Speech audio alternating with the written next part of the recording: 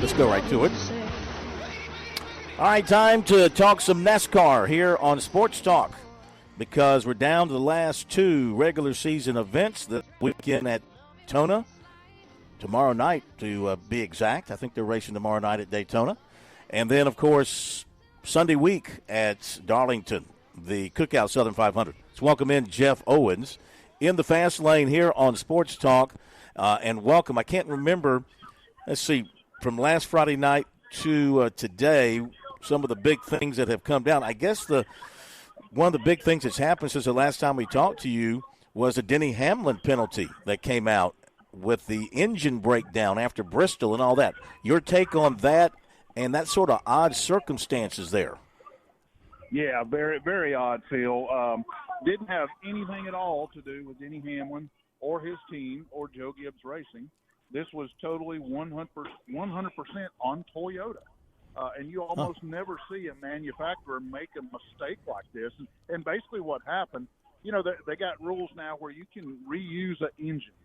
You can run an engine in more than one race. But you can't tear that engine down and rebuild it without NASCAR first inspecting it. And that's what happened. Toyota took the race that Denny won the race with at Bristol, and they accidentally went ahead and tore it down and rebuilt it without NASCAR inspecting it, and that's a big, big penalty. So they came out, took full responsibility for it, but, a big penalty against Denny. He loses 75 points. He loses 10 playoff points, and that's going to have a little bit of an impact. Fortunately for him, under the current playoff system, he can't overcome this because, you win a race, you move on.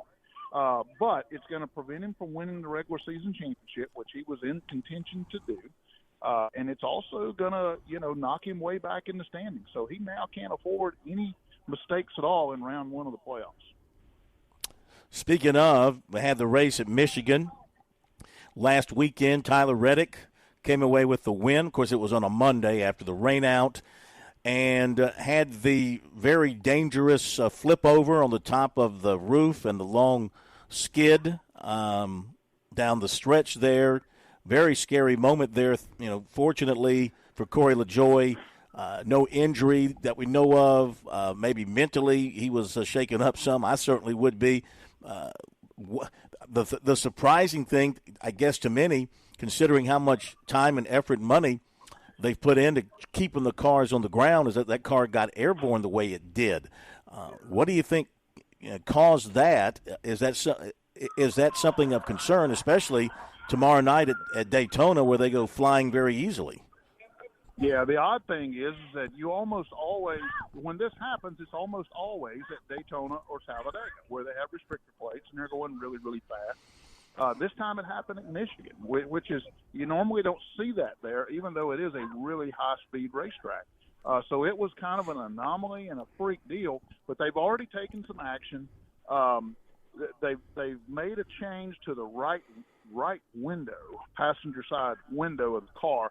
There's already a device on the left side that's supposed to help keep the cars on the ground and the spin like that. Now they've added it to the right side because they believe that's what happened. So we'll see how that impacts it. But, does that impact it at Daytona? I don't know. Hopefully we don't see it down there again. But, they made a move immediately to try to address this with a rule change they think will help. So we'll see. But when you're running speeds like that, it can happen. There's no question about it. When you're going that fast, a certain spin is going to lift you off the ground. Mm-hmm. Jeff Owens in the fast lane with us here tonight on Sports Talk. Jeff, they just got done qualifying down at Daytona before the Xfinity race tonight. They'll run tomorrow night, the Coke Zero 400. Noticed, and take me back and explain qualifying at Daytona, because I see the top six are all Fords, and seven of the top 8 are Fords. And then you look at the Toyotas, they ran in groups. Are they doing pack qualifying, or is this still single individual car qualifying, and the Fords just stripped everything down so they'd be the fastest today? Yeah, I think you are able to go out in packs a little bit and pick up the draft a little bit, and then, it whittles it down to have a couple of different rounds, but you are able to do that, and I suspect that's what happened today, is that some of those cars gotten in packs. But, we saw this at Daytona back in February.